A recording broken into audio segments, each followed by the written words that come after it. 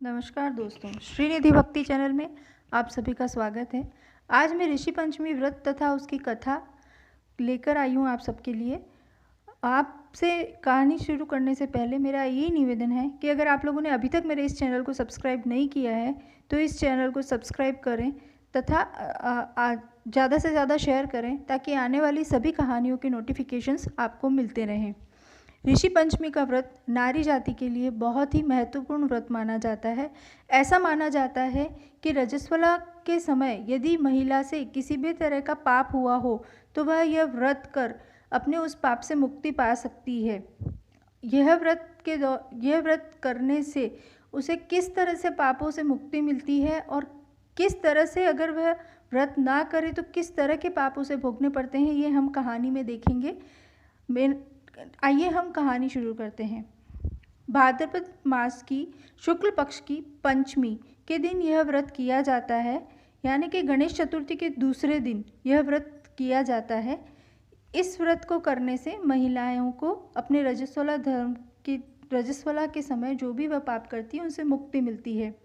एक बार सुश्वासवत ने ब्राह्मण से कहा, हे पितामह, कृपा कर मुझे नारी जाति के उद्धार एवं सर्व सुखों को देने वाला कोई उपाय है तो वह बताइए।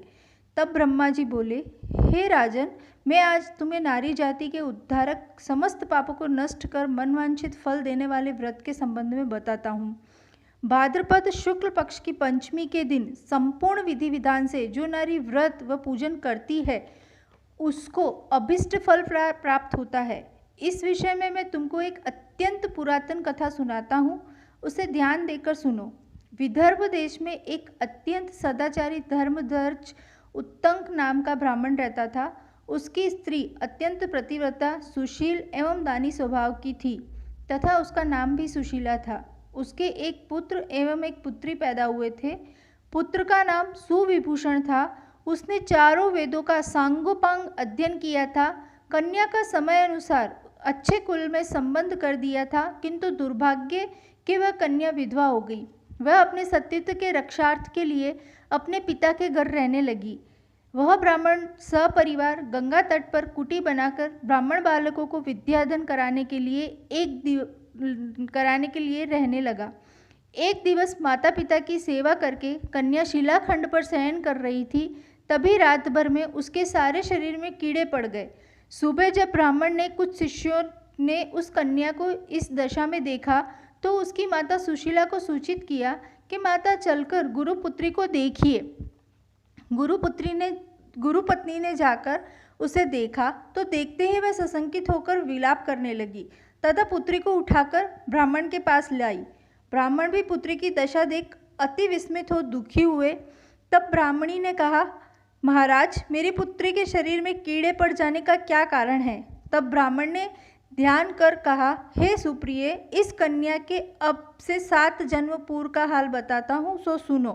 उस समय यह ब्राह्मणी थी। तब रजस्वला होते हुए भी घर के तमाम बर्तन, भोजन सामग्री इसने छू ली थी। ऋषि पंचमी व्रत को भी अपमानजनक दृष्टि से देखा। उसी दोष के कारण पुत्री के शरीर में कीड़े उत्पन्न हुए हैं, क्योंकि रजोधर्म वाली नारी पहले दिन चांडालिनी, दूसरे दिन ब्रह्मघातिनी, तीसरे दिन धोबिन के समान शास्त्रों में मानी गई है। तुम्हारी कन्या ने ऋषि पंचमी व्रत के दर्शन अपमान के साथ किए, इससे ब्राह्मण कुल में जन्म पाकर भी दोष मुक्त न हुई। तब सुशीला ने कहा, महाराज, इस उत्तम व्रत को इस कन्या के समक्ष विधि पूर्ण वर्णन कीजिए, जिससे समस्त सांसारिक प्राणी लाभ उठा सके। ब्राह्मण बोले, हे सरधर्मिणी, यह व्रत भाद्रपद मास की शुक्ल पक्ष की पंचमी के दिन किया जाता है।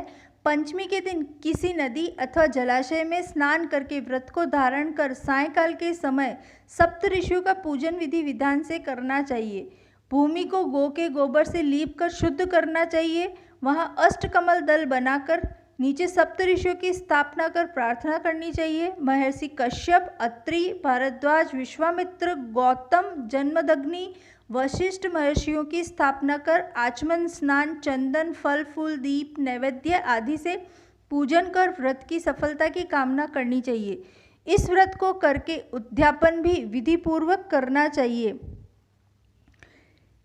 चतुर्थी के दिन एक बार भोजन करके पंचमी के दिन व्रत आरंभ करें। सुबह किसी नदी अथवा जलाशय में नित्य काम से निवृत्त हो दातून करें, स्नान करें, गौ के गोबर से लीप कर सर्वतो भाद्रचक बनावें, उस पर कलश स्थापित करें, कलश के कंठ में नवीन वस्त्र बांधें, पूजा सामग्री एकत्र कर अष्टकमल दल पर सप्तऋषियों की स्वर्ण प्रतिमा स्थापित करें। फिर षोडशोपचार से पूजन कर रात्रि को पुराणादि ग्रंथों का श्रवण करें।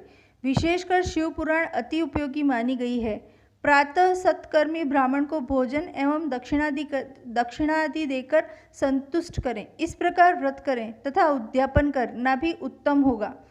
इस व्रतोद्यापन से नारी रूप लावण्य को प्राप्त कर सौभाग्यवती होती है एवं जीवन में धन संतान आदि का सुख भोग कर अंत में देवलोक में वास करती है। इस व्रत के करने से नारी का बुरा समय नष्ट होता है तथा सदैव लक्ष्मी का निवास होता है।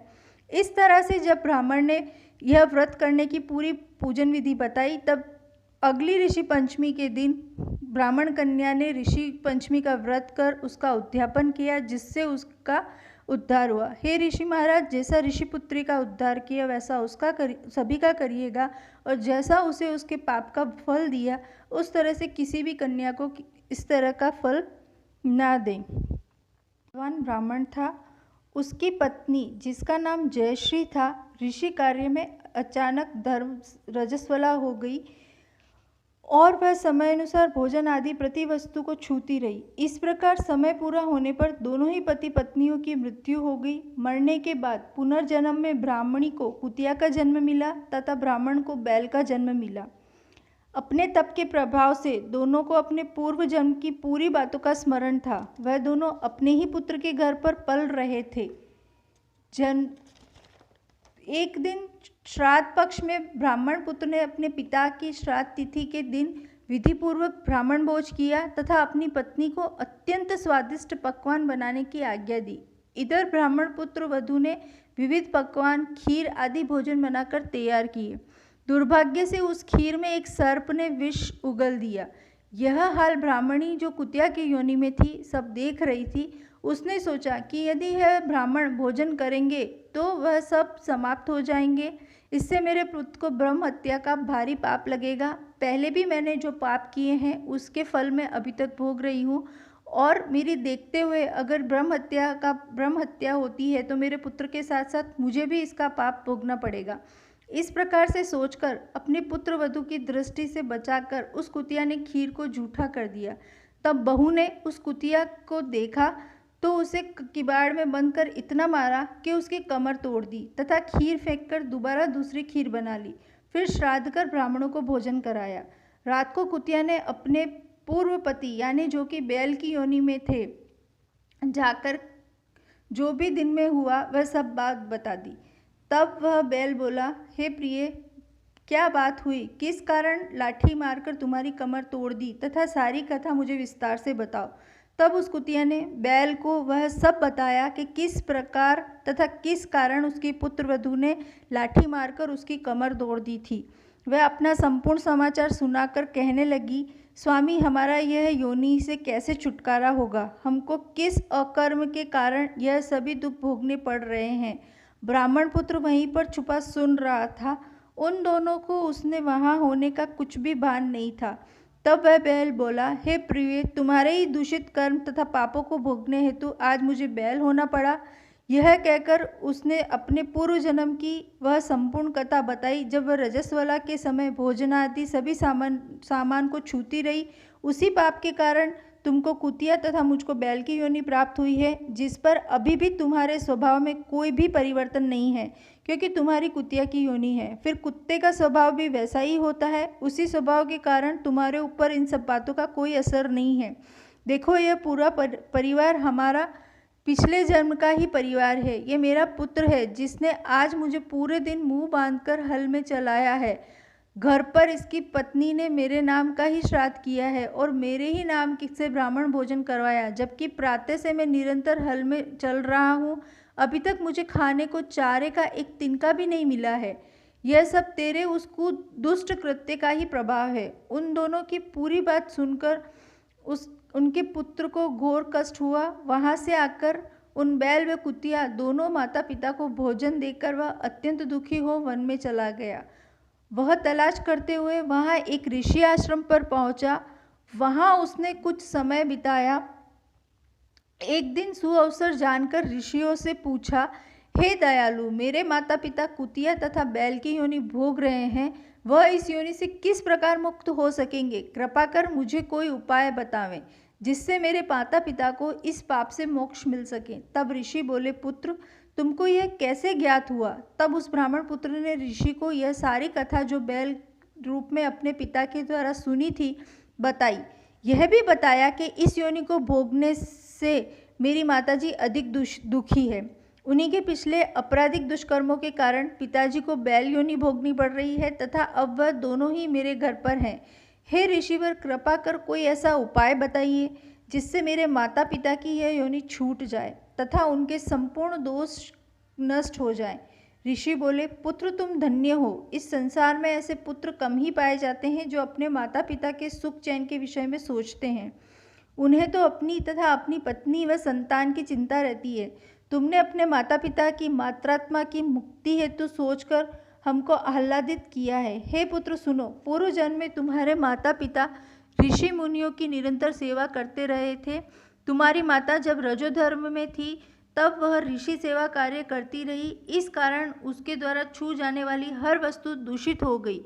इस प्रकार ऋषियों पर भी प्रभाव पड़ा। तब उनको ऋषियों ने गुप्त रूप से श्राप दिया। उसी से तुम्हारे पिता ने बैल तथा माता ने कुतिया का योनि जन्म पाया है। अब इनके मोक्षार्थ तुम जाकर भाद्रपद शुक्ल पक्ष की पंचमी को ऋषि व्रत करो तथा दोनों ही पति पत्नी उस व्रत का पालन करना। माता पिता के हित में संकल्प दो, तब वे इस पशु योनि से मुक्त हो जाएंगे तथा स्वर्ग में वास करेंगे।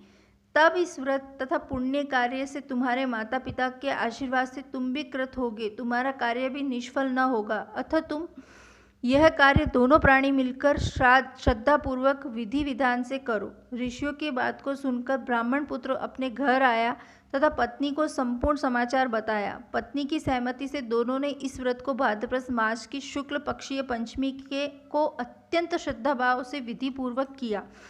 पंडित जी को बुलाकर उस व्रत फल का संकल्प अपने माता पिता के लिए किया, जिसके प्रभाव से दोनों ही अपनी पशु योनि से मुक्त हुए विमान द्वारा देवलोक को प्रस्थान कर गए। हे राजन, जो नारी इस व्रत को संपूर्ण विधि के साथ अत्यधिक श्रद्धा भाव से पालन करती है तथा ऋषियों का पूजन आदर सहित करती है, वह भयंकर रजस्वला दोष से मुक्त हो धन धान्य पुत्र पौत्रादि का सुख भोगती है, सौभाग्यवती होकर अमर पद को प्राप्त करती है।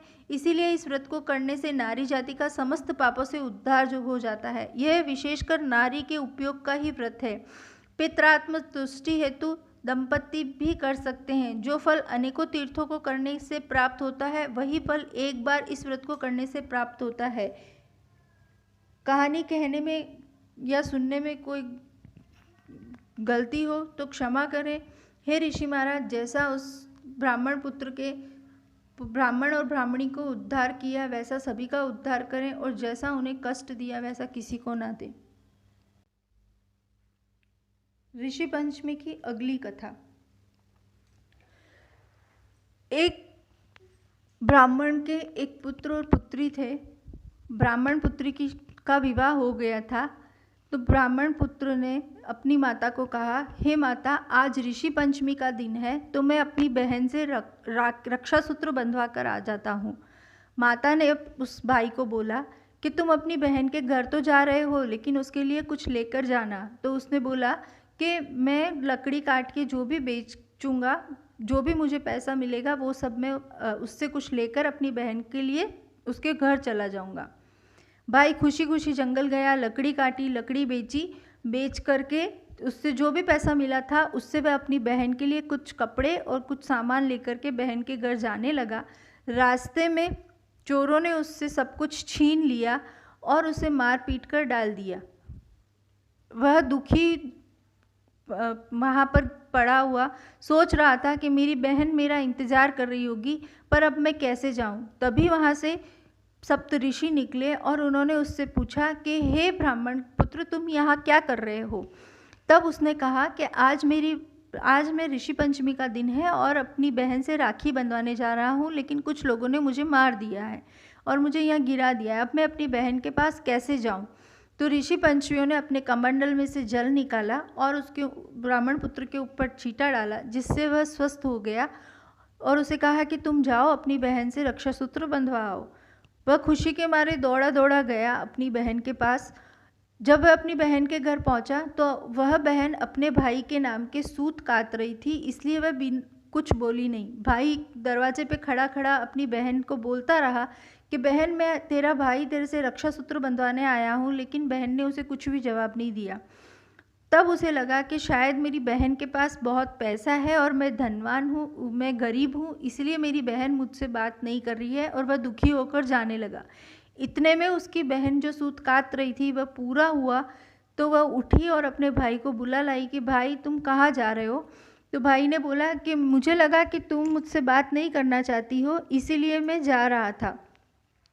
तब बहन ने बोला, नहीं भाई, मैं तुम्हारी लंबी उम्र के लिए ही तुम्हारे नाम का सूत काट रही थी, जिसमें मैं बोल नहीं सकती थी और तार तोड़ नहीं सकती थी। अगर वो तार टूट जाए तो तुम्हारी जीवन डोरी छूट जाए, इसीलिए मैं कुछ नहीं बोली। चलो आओ, मैं तुम्हें रक्षा सूत्र बांध देती हूँ। वह खुशी खुशी अपने भाई को घर लाई, लेकिन उसे कुछ समझ नहीं आ रहा था कि वह अपने भाई के लिए क्या पकवान बनाए। तो वह दौड़ी दौड़ी पड़ोसन के पास गई। पड़ोसन को पूछा कि आज मेरा भाई मेरे घर आया है तो मुझे क्या करना चाहिए।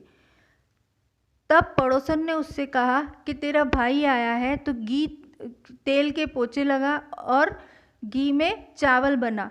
वह बेचारी सीधी सादी, उसे कुछ पता नहीं चला, तो उसने पूरे घर में तेल से आंगन नीप दिया और घी में चावल बनाने लगी। लेकिन वो घी जब बहुत देर बीत चुकी तो भाई ने बोला, बहन मुझे भूख लग रही है, कुछ खाने के लिए दे।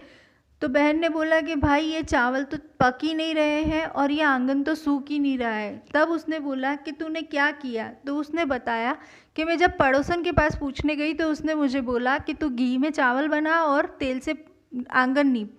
तब भाई ने बोला कि बहन, उसके कहने का मतलब ये नहीं था, उसके कहने का मतलब ये था कि तुम अच्छे से साफ़ सफाई करो और खूब सारे पकवान जो तुम्हें आते हैं वो बनाओ। घी में भी कभी चावल चढ़ते हैं। तो बहन को बहुत दुख हुआ और उसने फटाफट से जल्दी जल्दी दूसरा खाना बनाया, अपने भाई को भोजन कराया तथा उसको रक्षा सूत्र बांधा। रात्रि हुई, दोनों भाई बहन सो गए। बहन को लगा कि सुबह मेरा भाई जल्दी जाएगा तो मैं उसके लिए कुछ रास्ते के लिए कुछ खाना बना देती हूँ या कुछ लड्डू बना देती हूँ। तो बहन ने सुबह जल्दी उठकर अंधेरे में जब गट्टी पीसी तो गट्टी में अंधेरे के कारण उसे सांप नहीं दिखा और वह उसी के साथ सांप भी उसमें पिस गया। भाई को तो लड्डू बांध के विदा किया। जब उसके बच्चे सुबह में उठे तो उन्होंने कहा कि माँ, मामा के लिए तुमने क्या बनाया है, हमें भी दो। तो उसने वह लड्डू दिए। तब उसने उसमें देखा कि सांप की कांचली भी उसमें पिसी हुई थी। तो उसने उन लड्डुओं को बच्चों के हाथ से लेके फेंक दिए और वह दौड़ी दौड़ी अपने भाई के पीछे गई। आगे आगे भाई, पीछे पीछे बहन। वो बोले, भाई रुक जा, भाई रुक जा। और भाई बोले, बहन मैं तेरे घर से कुछ नहीं लाया हूँ, तूने जो ये 4 लड्डू बांधे हैं वही लेके जा रहा हूँ। फिर भी वो पुकार करती गई। तब अंत में उसका भाई रुका और उसने कहा कि मैं तेरे घर से कुछ चुरा के नहीं लाया हूँ जो तू मेरे पीछे तक दौड़ी आई। तो उसने बोला कि भाई, कल तो मैं तेरे नाम का सूत काट रही थी ताकि तेरी उम्र लंबी हो, और आज मैंने ही तुझे सांप इसमें पीस के तेरे साथ लड्डू बांध दिए, इसलिए ये लड्डू मैं फेंकने के लिए गई। ऐसी दौड़ा दौड़ी में वह गांव से बहुत दूर आ गए थे। तो बहन को प्यास लगने लगी। भाई ने बोला कि मैं तेरे लिए पानी लेके आता हूँ, लेकिन बहन ने कहा कि तू रुक, मैं लाती हूँ। वह पास ही में एक बावड़ी में गई और वहाँ से जब पानी लेके आ रही थी तो वहाँ एक बुढ़िया माता कच्चे घर बना रही थी और तोड़ रही थी। 2 पुतले बना रही थी और तोड़ रही थी। बहन से रहा नहीं गया, उसने पूछा, हे बूढ़ी माँ, आप क्या कर रही हैं। तो बुढ़िया माता ने बताया कि फला फला गांव में एक बूढ़ा ब्राह्मण और ब्राह्मणी है, उसके एक पुत्र और पुत्री है। उस पुत्र की कुछ समय के पश्चात मृत्यु होने वाली है। तब वह बहन समझ गई कि ये मेरे भाई के बारे में ही बात कर रही है। तब उसने पूछा कि इसका क्या उपाय है। तब उस ब्राह्मणी ने, उस बुढ़िया माँ ने उस पुत्री को बताया कि अगर उस भाई की जो एकाएक बहन है आज से उसको गाली निकालना शुरू करे और उसके अहित की बातें करे तो उसके भाई की उम्र लंबी हो सकती है। ऐसा सुनते ही जैसे ही बहन उस बावड़ी में से आई तभी से वह अपने भाई को गाली निकालने लगी कि तू मरा क्यों नहीं, तू तू ऐसा कैसा पैदा हो गया मेरे माता पिता के, जिसने ना तो कुछ कमाया है ना कुछ खिलाया है। इस तरह से जो उसके मन में आता वह अपने भाई को कहने लगी। भाई ने सोचा कि शायद ये बावड़ी में गई थी तो वहाँ इसे कोई भूत प्रेत लग गया और वह उसे अपने साथ अपने घर ले आया। जब वह अपने घर लाया तो उसकी माता ने उससे पूछा कि इसको क्या हुआ है, तो उसने कहा कि ये बावड़ी में पानी पीने गई थी, वहाँ पर पता नहीं इसे कुछ हो गया और तब से यह इस तरह से मुझे गालियाँ निकाल रही है। माँ ने कहा कि ठीक है, जैसी भी है मेरी बेटी है, और भाई ने कहा जैसी भी है ये मेरी बहन है, इसकी मैं सेवा चाकरी करूँगा। इस तरह से करते करते जब भाई और भाई के लिए रिश्ते आने लगे तो वह वहाँ पर बैठ के सभी के सामने गालियाँ निकालती, सभी के सामने अपने भाई को बुरा भला कहती, लेकिन भाई यही कहता कि जैसी भी है वह मेरी बहन है। इस तरह से उसके भाई का रिश्ता पक्का हो गया। जब शादी करने जाने लगा तो बूढ़ी माँ ने उसे बताया था कि जब उसका भाई शादी करने जाएगा तब तोरण के समय दीवार जो दरवाज़ा है वह गिरने लगेगा, अगर वह बहन उसे संभालेगी तो वह बच जाएगा। तो वैसा ही हुआ। जब भाई शादी करने जाने के लिए बारात चढ़ने लगी, घोड़ी पे बैठने लगा, तो बहन ने बोला मैं भी इसके साथ जाऊंगी, लेकिन सभी ने मना किया कि ये पागल है, इसे कहाँ ले जाओगे। तो वह बहन बोली कि नहीं। भाई बोला कि नहीं, जैसी भी है मेरी बहन है, मैं इसे अपने साथ लेकर जाऊंगा। और वह अपनी बहन को अपने साथ लेकर गया। जैसे ही तोरण का समय आया और दरवाज़ा गिरने लगा, उसने अपने भाई को अंदर धक्का दे दिया और दरवाजे को संभाल लिया। सभी ने कहा कैसी भी पागल है, लेकिन अपने भाई की रक्षा करी। इसी तरह से जब फेरों में दूल्हा दुल्हन बैठे तो उस समय भी चौरी ढहने लगी, तब भी बहन ने चौरी को संभाल कर अपने भाई और भाभी की रक्षा करी। तब भी सभी ने कहा कि कैसी भी है, पागल है, लेकिन अपने भाई की रक्षा तो की। शादी करके जब घर आए तब भाई भाभी जब अपने कमरे में सोने जाने लगे तब भी बहन ने कहा कि मैं भी इनके साथ सोऊंगी। सबने कहा कि ये कैसे सोएगी, कैसे सो सकती है। तो भाई ने कहा कि नहीं, ये मेरी बहन की इच्छा है तो इसे सोने दो। भाई भाभी ब्राह्मण पुत्र और उसकी पत्नी को दोनों को नींद आ गई, पर बहन को पता था कि आज मेरे भाई का काल आने वाला है सांप, इसलिए वह तलवार लेकर बैठी थी। सबने सोचा कि ये पागल कहीं इनको मार ना दे, लेकिन भाई ने बोला कोई बात नहीं, जैसी भी है मेरी बहन है, इसे बैठने दो। जैसे ही अर्धरात्रि हुई, काला नाग उसके भाई को डसने के लिए आया तो उस बहन ने उस सांप के टुकड़े टुकड़े कर दिए और तगारी को उल्टा करके उसे आज चैन की नींद आई थी, क्योंकि उसे पता था कि आज उसके भाई का काल खत्म हो गया है। सुबह हुई, दूल्हा दुल्हन जैसे ही उठे तो देखा कि कमरे में खून ही खून है और बहुत शांति है। सबने बोला कि वो पागल कहाँ है, तो भाई ने बोला कि वह सो रही है। तो सबने कहा कि वह सो रही है तब तक सभी काम आराम से कर लेते हैं, नहीं तो वो फिर से उठेगी, शुभ काम में गालियाँ निकालेगी और अशुभ बनाएगी। तब वह बहन भी उठ कर के नीचे आई और उसने अपने पूरी सारी बूढ़ी माँ जो इसने बावड़ी में उसे पूरी बात बताई थी, वह पूरी बात बताई और कहा कि मैं अपनी भाई की रक्षा के लिए अपना घर बार सब छोड़कर यहाँ रह रही थी, अब मैं अपने घर जाऊंगी, अपने बच्चों को संभालूंगी। आज ऋषि पंचमी का दिन है, ऋषि महाराज ने मेरे भाई की पहले भी रक्षा करी थी और आज भी रक्षा करिए। हे ऋषि महाराज, जैसे उसके भाई की रक्षा करी वैसी सबकी करिएगा और किसी भी बहन को उसके भाई से जुदाई ना सहन करनी पड़े, विरह ना सहन करना पड़े, ऐसा सबको आशीर्वाद दीजिएगा।